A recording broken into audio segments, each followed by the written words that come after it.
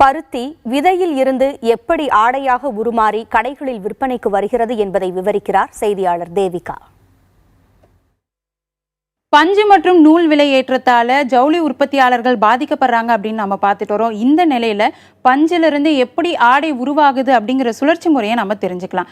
பருத்தி பயிரை பொறுத்த வரைக்கும் இது 3 மாதங்கள்ல விளையக்கூடிய ஒரு பயிர். விவசாயி விதை விதைத்து 3 மாதங்கள்ல பருத்தியை விளைவிக்கிறாங்க.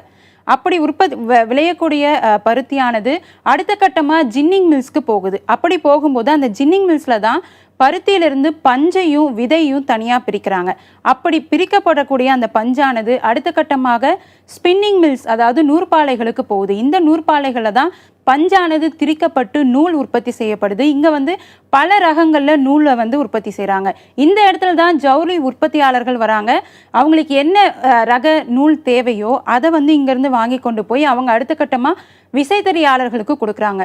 விசைத்தறியாளர்கள் அந்த நூலை நெய்து துணியாக கொண்டு வராங்க. அடுத்த கட்டமாக இந்த துணியானது சாயப்பட்டறைக்கு போகுது.